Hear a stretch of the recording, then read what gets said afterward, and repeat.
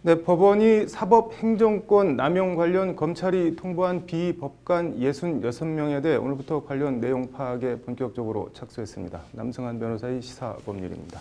남 변호사님, 일단 검찰 통보 내용부터 좀 볼까요? 어떤 건가요? 네, 검찰이 네. 권순일 대법관 등 대법관이 포함된 현직 판사 66명에 대해서 네. 비위 사실을 법원에 통보했습니다. 네.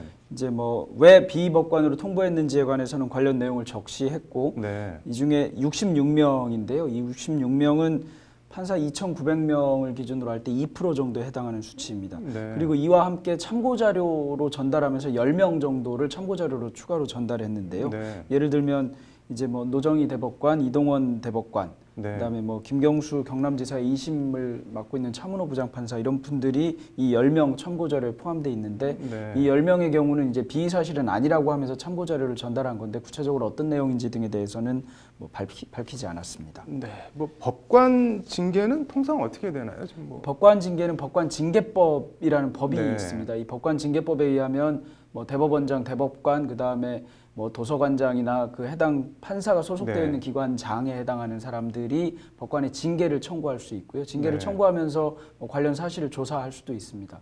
그렇게 해서 징계 청구가 되면 이제 징계위원회가 열리는데 이 징계위원회는 위원장 1인과 위원 6인으로 구성되는데 위원장은 대법관이고요. 네. 그다음에 위원 중에 3명은 법관입니다. 그다음에 나머지 3인은 뭐 변호사, 그다음에 법학 교수, 뭐 기타 상당한 뭐 지식이 있다고 인정되는 네. 자 이렇게 3인으로 7 전부 7인이죠. 위원장까지 그렇게 네. 구성돼서 징계 열게 되어 있습니다. 네. 지금 대법원 윤리감사관실이 본격적인 자료 검토에 착수했다고 하는데 앞으로 뭐 일정이나 전망 이거 뭐 어떻게 보시나요?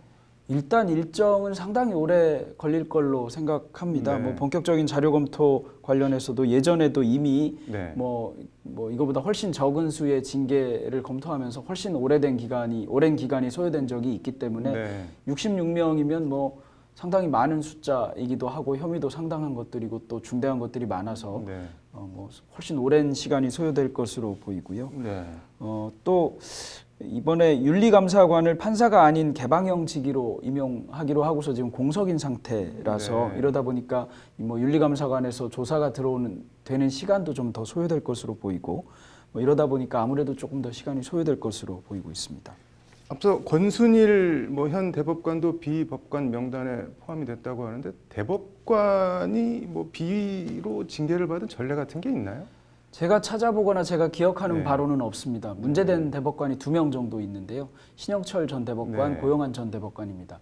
신영철 전 대법관의 경우에는 그 대법관 윤리위원회, 대법원 네. 윤리위원회에서 징계 대상이 아니라는 의견을 냈고요. 네. 고영한 전 대법관의 경우에는 뭐 징계를 하라는 의견을 냈는데 징계가 결국 이루어지지 않았습니다. 이 2명에 대해서는 나중에 변호사 개업을 했을 때 징계해야 된다는 의견도 있기는 했는데 결과적으로는 두 분 다 징계 뭐 회부도 안 되거나 징계가 안 됐습니다. 네. 이게 뭐 대법관 말고 뭐 고법부장이나 뭐 지법부장 등등해서 이렇게 징계를 받게 되면 보직이나 승진 같은 거에 불이익이 있는 건가요? 어떤 건가요? 네, 징계를 받게 되면 당연히 불이익이 네. 있는데요. 이제 이 불이익이라는 게 뭐 눈에 보이는 불이익은 아닙니다. 승진을 네. 뭐 일정 기간 징계 말소 기간이라고 하는데요. 네. 말소를 제한하는 기간이 있는데 그 기간이 지나면 원래는 징계로서의 효력은 없습니다. 그런데 네. 적어도 뭐 대법관이 된다거나 뭐 고법 부장판사가 된다거나 이런 데는 사실상으로는 상당히 불리해집니다. 왜냐하면 네.